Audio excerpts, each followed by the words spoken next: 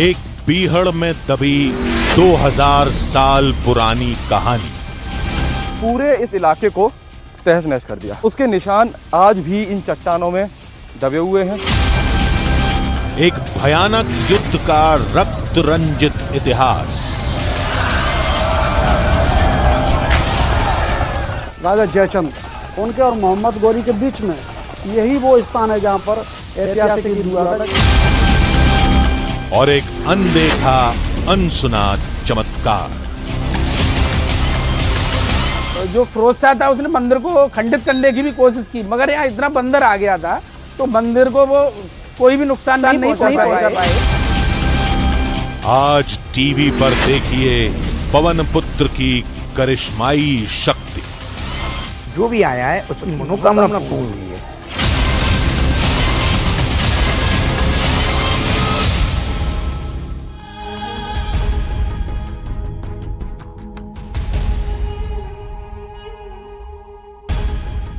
आधी हकीकत आधा फसाना।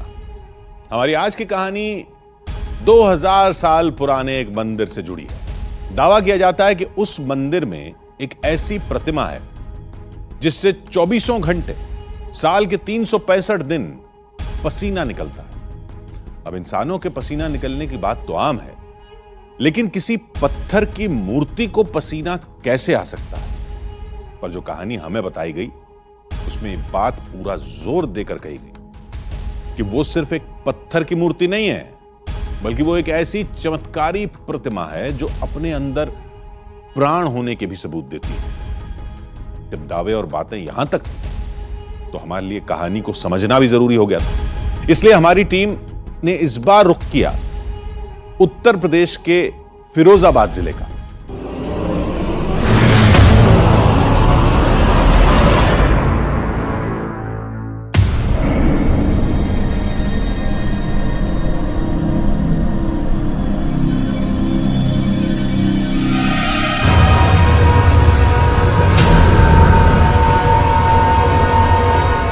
अनसुनी कहानियां, हैरत अंगेज दावे, खौफनाक सफर, भव्य विरासतें, अद्भुत दिव्य धाम, कभी मौत को छूकर निकल जाना,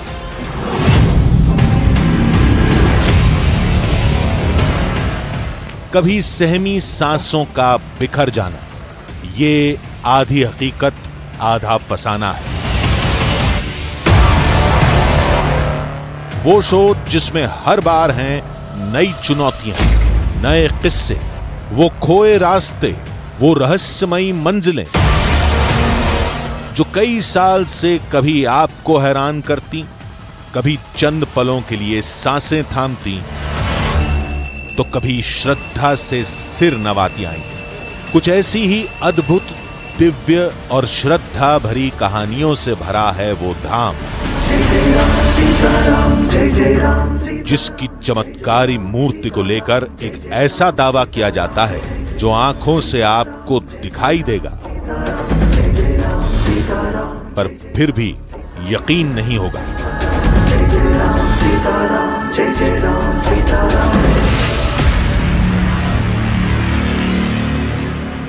पसीना आज भी, चाहे सर्दी हो, चाहे गर्मी हो, चाहे बरसात का टाइम हो, हर समय पसीना आता रहता है। मैं तो चमत्कार ही मानता हूँ। जो चोला चढ़ाते हैं डरता नहीं है, तो मैं तो पसीना मानता हूँ बाबा का चमत्कार ही है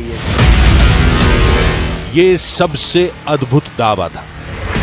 हमें लगा कि मूर्ति किसी पत्थर, चट्टान या धातु से बनी होगी और इनमें से पानी निकल पाना नामुमकिन काम है।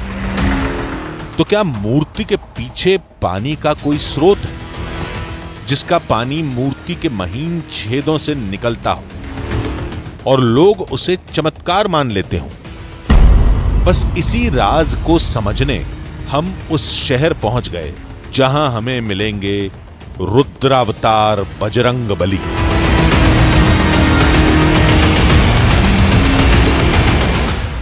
उत्तर प्रदेश का फिरोजाबाद जिला। ये जिला वैसे तो अपनी रंग बिरंगी चूड़ियों के लिए और कांच के काम के लिए दुनिया भर में मशहूर है, लेकिन इसी ज़िले में एक हनुमान जी का ऐसा मंदिर है जिसको लेकर दावा ये है कि साल के 12 महीने चाहे गर्मी पड़े या फिर सर्दी, पसीना पानी की तरह हनुमान जी की प्रतिमा से बहता है। और अब आधी हकीकत आधा फसाना की टीम हनुमान मंदिर जाएगी और देखेगी इस बात में कितनी हकीकत है या फिर कहीं ये कोई फसाना तो नहीं। फिरोजाबाद शहर से दूर एक गांव में वो मंदिर मौजूद है जहां बजरंगबली की मूर्ति से लगातार पसीना आने का दावा किया जाता है। इसलिए शहर की सरहद को छोड़कर हमने उस जगह का रुख किया जहां एक प्रतिमा से जुड़ा 2000 साल पुराना इतिहास हमारा इंतजार कर रहा था। लेकिन इससे पहले कि हम मंदिर पहुंचते और पूरी कहानी को समझते, रास्ते में मौजूद कुछ विशालकाय टीलों ने हमें ठिठकने पर मजबूर कर दिया।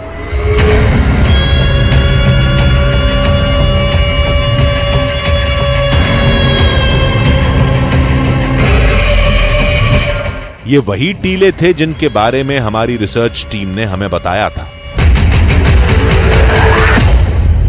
फिरोजाबाद बेशक एक शहर हो, नई बसावट हो, लेकिन हनुमान जी का मंदिर पूरी तरीके से बीहड़ के इलाके में है जो यमुना से सटा हुआ है।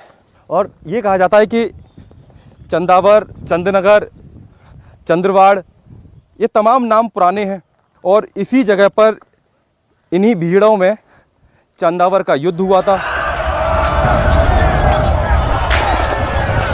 कन्नौज के शासक थे गढ़वाल वंश के राजा जयचंद, उनके और मोहम्मद गौरी के बीच में यही वो स्थान है जहाँ पर ऐतिहासिक युद्ध हुआ था, जिसे चंदवार का युद्ध 1194 माना जाता है। यहीं पर राजा चंद्रसेन ने कई एक महलों का निर्माण कराया था। वो आज खंडर अवस्था में प्राचीन हनुमान जी का मंदिर भी यहाँ की शोभा बढ़ाता है।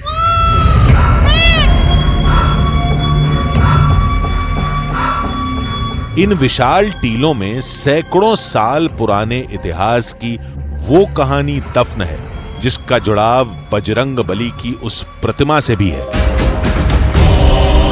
जिससे 24 घंटे पसीना निकलने का दावा किया जाता है।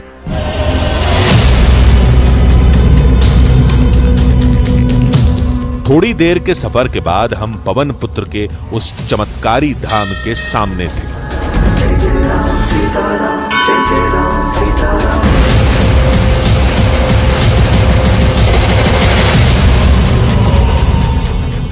पसीने वाले हनुमान जी का मंदिर करीब 2000 साल पुराना बताया जाता है और इस मंदिर का इतिहास, इस मंदिर के बाहर एक लेख लिखा गया है, उस पर भी अंकित किया गया है। अगर आप यहाँ पर पढ़ सकेंगे तो आपको पढ़ने में आएगा कि प्राचीन मारुति नंदन हनुमान जी की प्रतिमा लगभग 2000 वर्ष पुरानी है और इस मनोज्ञ प्रतिमा को 24 घंटे पसीना आता है। चाहे कितनी गर्मी हो, चाहे कितनी सर्दी हो, उनके शरीर से पसीना पानी की तरह तर तर बहता है। और जब आप इस प्रतिमा पर नजर डालेंगे तो आप ये दावे को समझ पाएंगे। जब हम मंदिर पहुंचे तो वहां पुजारी मौजूद नहीं थे, इसलिए हमने मंदिर के अंदर जाने और बजरंगबली की प्रतिमा को करीब से देखने की कोशिश नहीं की, क्योंकि कहानी लोगों की आस्था से जुड़ी थी। इसलिए हमने बाहर ही इंतजार किया। पुजारी जी के आते ही हमने सबसे पहले उनसे पसीने वाले हनुमान जी की कहानी पूछी। हनुमान मंदिर को लेके ये मंदिर जो है वो 2000 वर्ष पुराना है और राजा चंद्रसेन की पीढ़ियाँ जो थीं वो राज कर गई। उसके बाद में मुग़ल शासन कर गए, फिर अंग्रेज़ शासन कर गए और अपना देश भी आज़ाद हो गया। तो कुल मिला के 2000 वर्ष ये मंदिर पुराना है और यहाँ पे लोगों की श्रद्धा भक्ति ज़्यादा है। उनके काम बन जाते हैं तो लोग आगे यहाँ से आते हैं। हम यहां पसीने वाले हनुमान जी की कहानी समझने पहुंचे थे, लेकिन मंदिर के पुरोहित हमें जो कुछ बता रहे थे वो हमारी दिलचस्पी को और बढ़ा रहा था। फिर उन्होंने हमें जो बताया वो सुनकर आप भी चौंक उठेंगे। शंकर जी, वो राजा शंकर जी का भक्त था, हनुमान जी के भक्त और शंकर जी के भक्त। शंकर जी की वहाँ मूर्ति थी जी। तो वहाँ वो दर्शन करने जाते थे डेली, नियम था राजा का। तो उस दिन राजा ने कहा था, क्योंकि इधर मुगल लोगों ने इधर हावी हो गए थे इधर आकर, तब उन्होंने ये कहा था शंकर जी के, जब उन्होंने पूजा तपस्या की तो वो प्रसन्न होकर उन्होंने कहा था कि हे राजन, सुबह कल आना तुम, किसी को बताना मत, और हम तुमको ऐसा वरदान देंगे कि जो तुम्हें कोई मार न पावे न कोई हरा पाए। तब तक जो मुग़ल शासन के जो मोहम्मद गौरी हों या और कोई भी हों, उन्होंने ये शब्द सुने, पर राजा ने उनको नहीं देख पाया। तो वो लौट गया, पीछे से लौट गया। तो राजा ने घर अपने चले गए, अपने राज में आ गए। इधर क्या है कि सुबह जब होता है तो मोमडन जो था गौरी, वो सबसे राजा से पहले भी मंदिर में पहुंचा। तो भोलेनाथ के लिए तो सब बराबर हैं। तो वहाँ जब गए तो राजा ने, भोलेनाथ ने उनको आशीर्वाद दे दिया कि गौरी, तुम्हें कोई मारने वाला ना हराने वाला नहीं है। उसके बाद राजन, जब राजा पहुँचे वहाँ पे, तो बोले, पर आकाशवाणी हुई कि राजन तुम थोड़ी देरी कर दी, मैं वरदान तो दे चुका, अब शेष एक वरदान बचा है, वो मैं आपको दे रहा हूँ कि आप यहाँ से निकल लें, और निकलने के बाद तुम्हें कोई देख नहीं पाएगा, आप सीधे चले जाएंगे। तो आज भी राजा का परिवार, वंश कहीं न कहीं जीवित है। फिर मंदिर के पुरोहित ने वो कहानी बताई जिसके लिए हम चंदवाड़ गांव पहुंचे थे।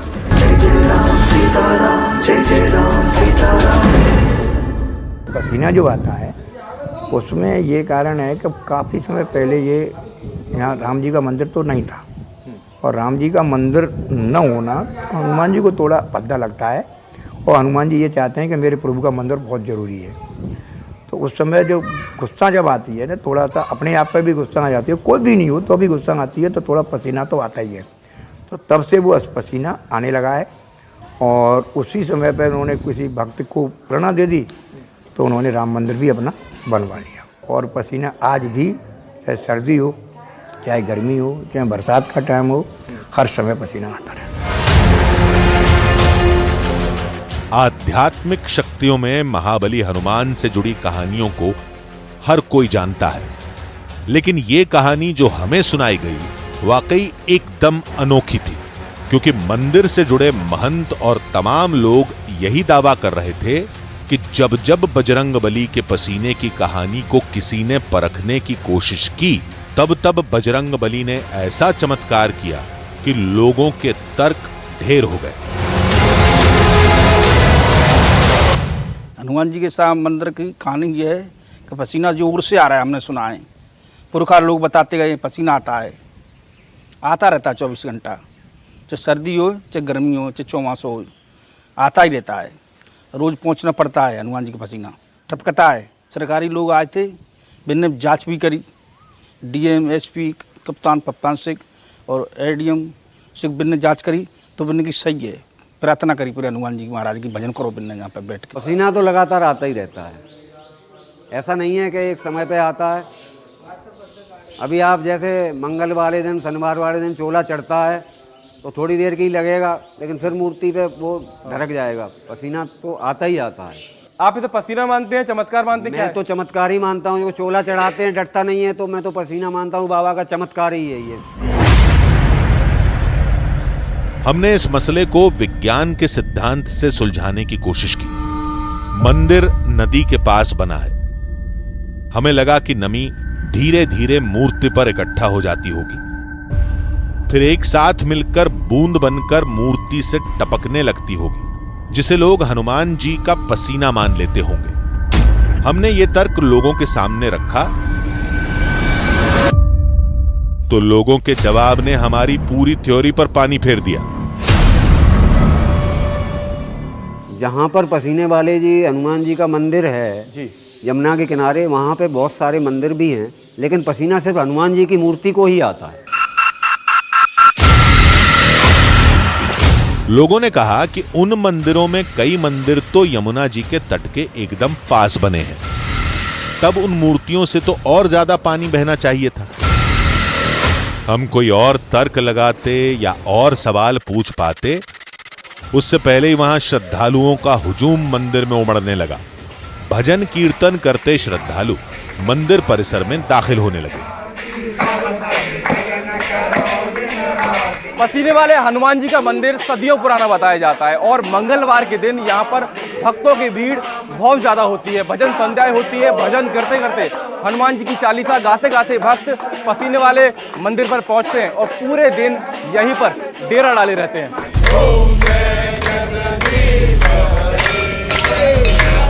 मंदिर में पहले प्रभु श्री राम की आरती हुई।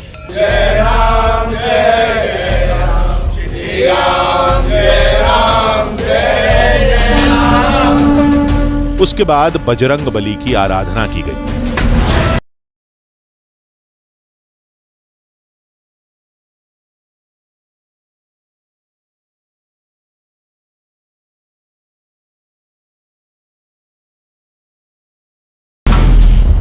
जिसके बाद मंदिर में आए श्रद्धालुओं ने हमें बजरंग बली के चमत्कार से जुड़ी कुछ बेहद चौंकाने वाली कहानियां बताई। हनुमान जी की मान्यता तो त्रेता युग से ही है। जो हनुमान जी का ये वरदान भी मिला हुआ है कि कलयुग में अगर किसी भी देवता, जो भी साक्षात देवता होंगे, वो हनुमान जी होंगे। और इस पसीना वाले हनुमान जी की मूर्ति को जब भी चोला चढ़ाते हैं तो चोला ढरकता है। उसमें जैसे पसीना आता है ना, आप क्रीम पाउडर लगाइए, अपने शरीर पे पाउडर लगाइए, तो जैसे इनका तो पाउडर चोला है, सिंदूर को लगाते हैं तो ये बहने लगता है, इसमें धारियाँ बन जाती है, पसीना आता है इसमें। तो इसलिए इनकी मान्यता है पसीना वाले हनुमान जी। ये तो आस्था का विषय है, ना कि वैज्ञानिक विषय। तो इसे तो वो प्रभु ही जाने। गांव के ही एक और शख्स ने हमसे एक ऐसी कहानी का जिक्र किया जिसने उसकी जिंदगी बदल दी। मुझे अटैक पड़ गया था और मैं जमीन पर गिर गया था, लेकिन मेरे सब लोग बाबा की शरण में पहुंच गए और बाबा की जय जयकार की और मैं खुद ही सही हो गया। और मैं इतनी जोर से बोलता हूं कि यहां पर कोई नहीं बोल पाता। बल लंबी पूछ बारे की जय। किस्से, कहानियां और दावों को सुनते सुनते अब लंबा वक्त हो चुका था। इसलिए हमने मंदिर के पुरोहित से पसीने वाले हनुमान जी की प्रतिमा के नजदीक जाने की इजाजत मांगी और सब कुछ अपने कैमरे में रिकॉर्ड करने लगे।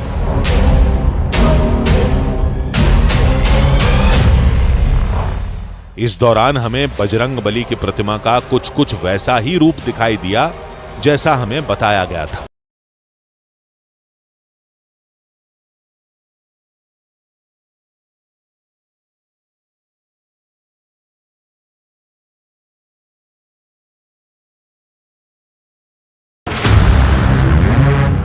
बूंदों की एक झालर प्रतिमा पर साफ दिखाई दे रही थी, लेकिन क्या यह वही पसीना था जिसका दावा किया गया था, या फिर कुछ और?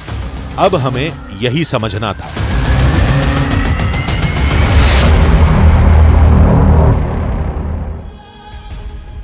दरअसल पसीना आना एक बड़ी स्वाभाविक प्रक्रिया है। यह हर जिंदा जीव को आता है। ऐसा तब होता है जब गर्मी के मौसम में शरीर का तापमान बढ़ने लगता है, तो उसे सामान्य रखने के लिए पसीने की ग्रंथियां सक्रिय हो जाती हैं। इन्हीं ग्रंथियों के जरिए निकलने वाले तरल को पसीना कहा जाता है। लेकिन यहां तो दावा एक प्रतिमा से पसीना आने का था। हमारे कैमरे में वो तस्वीरें कैद भी हुई। अब सवाल यह उठता है कि क्या वाकई ये महाबली हनुमान जी की किसी चमत्कारी शक्ति की वजह से हो रहा था, या फिर किसी केमिकल रिएक्शन और नमी की वजह से प्रतिमा पर पानी की बूंदें आ रही थी। जो भी हो, अब हमें रहस्य की इन्हीं परतों के अंदर जाकर सच को बाहर लाना था।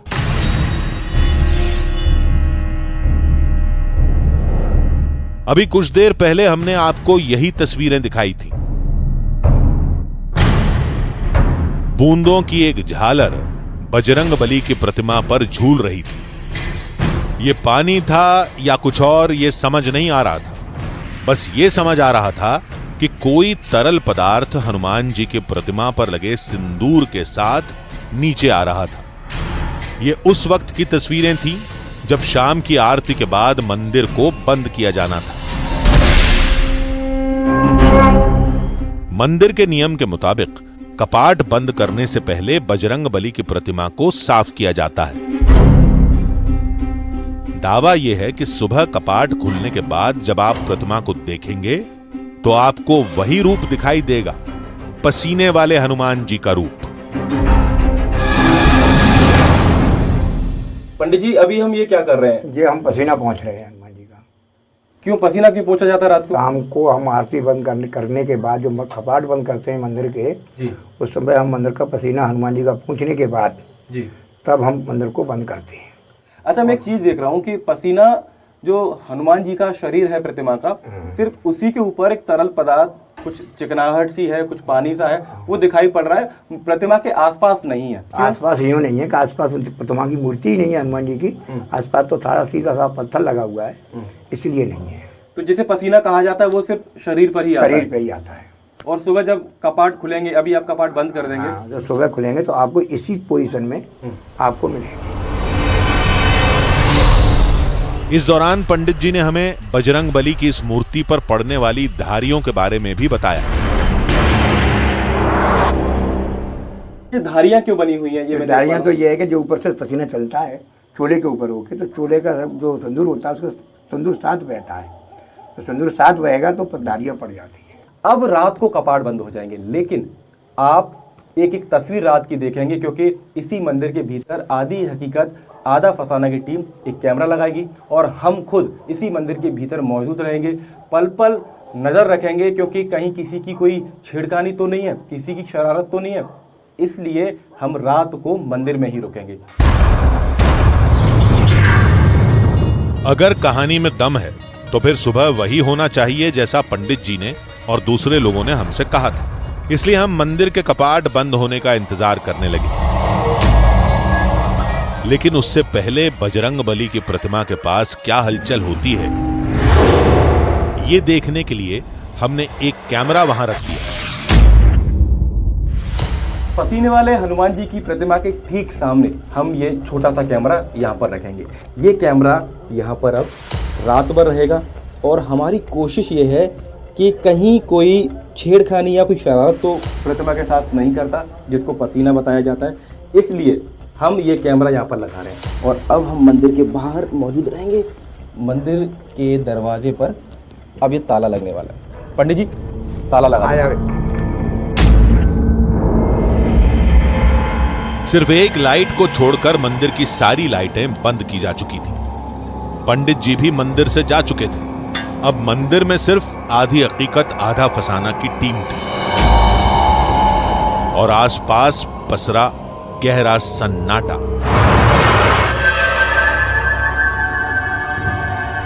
रात बेचैनी से कट रही थी।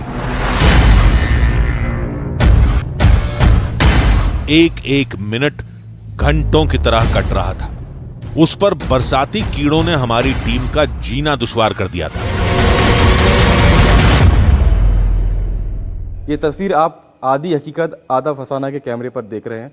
वो कैमरा जो हमने कपाट बंद होते समय मंदिर के भीतर रखा था और तकरीबन 6 घंटे से ज़्यादा का समय हो चुका है। 1:54 इस समय हो रहा है और मंदिर के भीतर हमने कोई हलचल अभी तक नहीं देखी है। एक दीपक अंदर जल रहा है जो पहले से हनुमान जी की प्रतिमा के पास था। लाइट अंदर लगी हुई है, कैमरा अंदर लगा हुआ है, लेकिन कोई हलचल नहीं अभी तक हुई है। अब जब सुबह कपाट खुलेंगे तो हम ये देखेंगे कि क्या हनुमान जी की प्रतिमा पर पसीना वापस आ गया है, क्योंकि पुजारी ने तो पसीना पोंछ दिया था। धीरे धीरे रात की चादर हट गई और चिड़ियों की चहचहाहट के साथ दिन खिल उठा। मंदिर के कपाट खुलेंगे तो कई सारे सवालों के जवाब मिलेंगे। आधी हकीकत आधा फसाना की टीम पूरी रात भर इसी चारपाई पर बैठी रही और चारपाई पर बैठे बैठे मोबाइल के जरिए हम अंदर लगे कैमरे की तस्वीरें रात भर देखते रहे। और अब किसी भी वक्त मंदिर के पुजारी आएंगे। जो तस्वीर हमने देखी उसमें रात भर ये दीपक यहाँ पर जलता रहा, हनुमान जी की मूर्ति अंदर है और दावा यह है कि हनुमान जी की मूर्ति पर, प्रतिमा पर पसीना अपने आप आता है, साल भर आता है और इसी को यहाँ पर चमत्कार माना जाता है। तय वक्त पर पंडित जी भी मंदिर आ गए। अरे पंडित जी आ गए आप, क्या होगा अब मंदिर के कपाट खोलेंगे। अच्छा, और अब आप समय के अंदर दिखाएंगे आपको क्या चमत्कार है। हाँ। पसीना जो दावा किया जाता है वो हमें देखने को मिलेगा अभी। यह मिलेगा, उनका पूरा पूरा चमत्कार ही दिखाई दिएगा। चलिए तो दरवाजा खोलते हैं। कई घंटों के इंतजार की घड़ी खत्म हुई।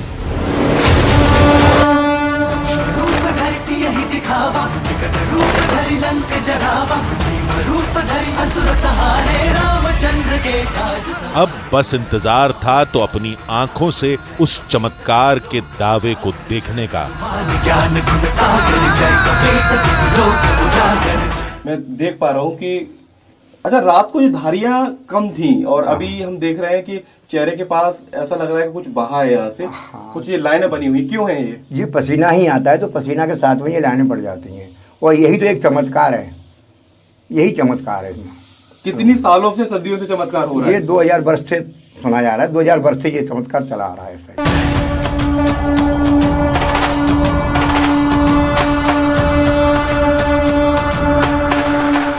देखिए यही चमत्कार है। अभी जो मैं देख पा रहा हूँ वो ये है कि रात को जब हमने ये दरवाजे बंद किए थे तो यहाँ पर जो हनुमान जी की प्रतिमा है उसके ऊपर जो धारियां हैं, पानी बहने जैसी जो लाइनें हैं वो कम थी, लेकिन अभी रात की तुलना में वो लाइनें बढ़ गई हैं। चेहरे के पास कोई लाइन नहीं थी, लेकिन अभी मैं ये देख पा रहा हूँ कि उन हनुमान जी की प्रतिमा के गाल और नाक और मुख के पास मुझे पानी जैसी कुछ धारियां दिखाई पड़ रही हैं। हमारे सामने पंडित जी ने बीती रात हनुमान जी की प्रतिमा को साफ किया था, लेकिन अब इस प्रतिमा पर वैसी ही बूंदें छलक रही थीं जैसी पिछली रात थी। तो हनुमान जी की प्रतिमा में जो अंतर देख रहा हूं, रात को जब आरती के बाद कपाट बंद हुए थे तो चेहरे के पास, गाल पर, नाक पर, हनुमान जी के मुख पर ये पानी रिसने जैसी धारियां यहाँ पर नहीं थी। ये रात में बनी है क्योंकि ये पूरा वाकया हमारे कैमरे में कैद हुआ है। रात भर हमारा कैमरा यहाँ पर रखा हुआ था और एक आप अंतर यहाँ पर देखिए, हनुमान जी की जो प्रतिमा वाला भाग है, जो हिस्सा है, सिर्फ उसी पर पानी रिसने जैसी, पानी के बहने जैसी लाइनें बनी हैं, धारियां बनी हैं। इसके अलावा मूर्ति के आसपास जो पथरीला हिस्सा है उस पर जो सिंदूर है वो पूरी तरीके से सूखा हुआ है। उस सिंदूर में कोई नमी यहाँ पर नहीं है। आप ये देखिए, जब मैं उस वाले हिस्से को छू रहा हूं जिस पर उनका भाग, शरीर का भाग नहीं है, और तो वहां पर सिंदूर एकदम सूखा है। और जब आप हनुमान जी के हाथ पर या उनकी गदा पर हाथ लगाते हैं और हाथ लगाते ही आप ये अंतर देखिए। हमें बताया भी यही गया था कि चाहे बजरंगबली की प्रतिमा को कितना ही साफ क्यों ना कर लिया जाए, उनका पसीना कभी बंद नहीं होगा। रात को जब कपाट बंद हुए थे तो सिर्फ हनुमान जी के शरीर पर हमने धारियां देखी थी, लेकिन जब अब सुबह कपाट खुले हैं तो मैं चेहरे पर भी उनके धारियां देख पा रहा हूं। उनके मुख पर, उनके गाल पर, उनकी नाक पर भी पानी के रिसने जैसी कुछ लाइनें देख रहा हूं, कुछ धारियां देख रहा हूं। और इसी को लोग कहते हैं कि ये हनुमान जी का पसीना बहता है। लेकिन इस तरल को पसीना कैसे मान लिया जाए, ये अब भी सवाल था। इसलिए हमने एक प्रयोग किया। ये पसीना कैसा है ये आपको दिखाने के लिए मैं ये सूखे टिश्यू पेपर इस प्रतिमा पर लगा रहा हूं, और आप देखेंगे कि ये किस कलर, ये देखिए गीला होना शुरू हो गया। सिंदूर के भीतर हल्की सी नमी जरूर होती है, लेकिन सिंदूर इस तरीके से टिश्यू को गीला नहीं करेगा।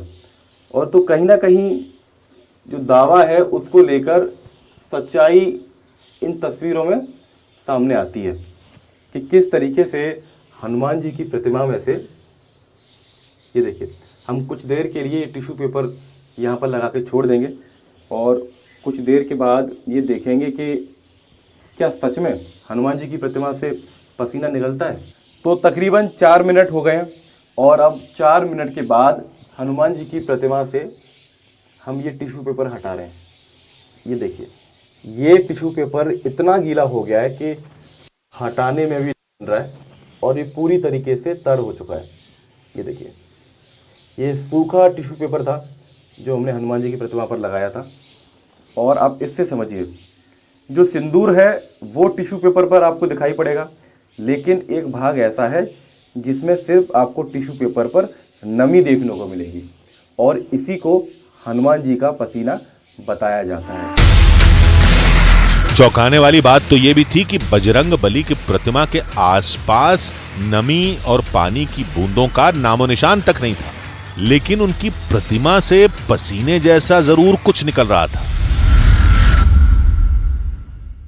हमने एकदम सूखे टिश्यू पेपर हनुमान जी की प्रतिमा पर लगाए थे और हैरानी की बात एक ये भी है कि ये नमी जिसे पसीना बता रहे हैं या कह लीजिए कि श्रद्धा के तौर पर जिसे पसीना माना जाता है वो सिर्फ हनुमान जी की प्रतिमा पर ही दिखाई देता है। हनुमान जी की जो शरीर का भाग है उसके अलावा आसपास नहीं दिखाई पड़ता। ये देखिए, ये पूरा टिश्यू पेपर है और ये हर तरफ से गीला हो चुका है।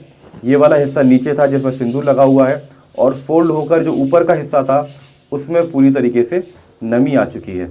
जब हम आसपास टिश्यू लगा रहे हैं जो कि पत्थर वाला हिस्सा है, अगर नमी होती, कोई सीलन होती तो प्रतिमा के हर हिस्से में होनी चाहिए, लेकिन वैसा है नहीं। हमसे ये बात भी कही गई थी कि इस इलाके में ऐसी कोई प्रतिमा नहीं जिससे पसीना निकलता हो। केवल एक ही मूर्ति है यहाँ पे जो हनुमान जी की है, उन्हीं पे ही पसीना आता है। बाकी के राधा कृष्ण की मूर्ति है, उन पर भी कोई पसीना नहीं है। राम जी की मूर्ति है, उन पर भी कोई पसीना नहीं है। शंकर जी पे भी है, शंकर जी का भी मंदिर काफ़ी साल पुराना है, परंतु वो भी, इस पर कोई पसीना नहीं है। ओनली बस एक हनुमान जी की मूर्ति, एक ऐसी मूर्ति है पुराने समय की, उसी पर अकेला पसीना आता है। इसलिए अब आधी हकीकत आधा फसाना की टीम ने तय किया कि हम पास के ही एक और हनुमान मंदिर जाएंगे और ये देखेंगे कि क्या वहां प्रतिमा पर पसीने जैसा कुछ आता है या नहीं। हमारे मन में एक सवाल है और सवाल परिस्थिति पर है, लोगों की श्रद्धा के ऊपर नहीं है। सवाल ये कि ये भी तो संभव है कि यमुना के किनारे होने की वजह से हनुमान जी की प्रतिमा पर नमी आती हो, जिसे लोग कहीं हनुमान जी का पसीना न मान लेते हो। अब मन में सवाल कौंधा है तो इसका जवाब भी तलाशना होगा। तो क्यों ना आसपास के किसी दूसरे मंदिर में जाकर ये देखा जाए कि क्या यमुना की वजह से नमी के चलते सभी मूर्तियों पर पानी तो नहीं आ रहा जिसे लोग पसीना मान रहे हैं।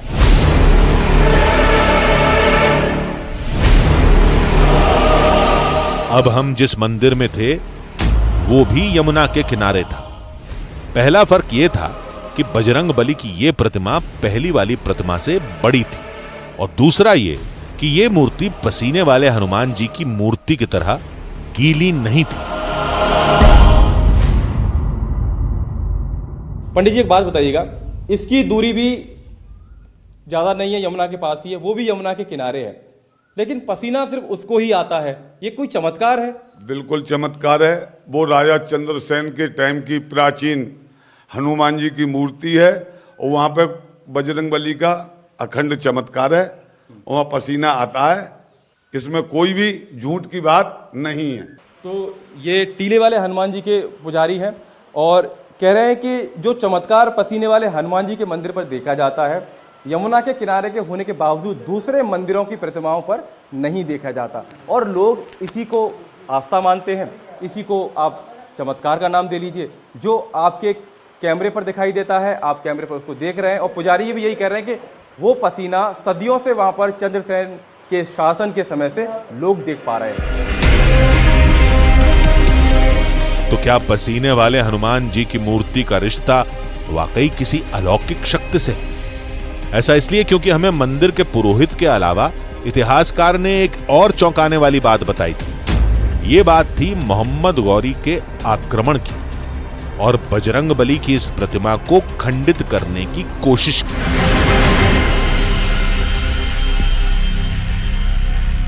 हनुमान जी के मंदिर को उसने कोशिश तो की, मंदिर नहीं था उस पीरियड में, कोशिश तो की, लेकिन वो इसको डगा नहीं सका था। ये बात सही है, मैं बताऊं आपको।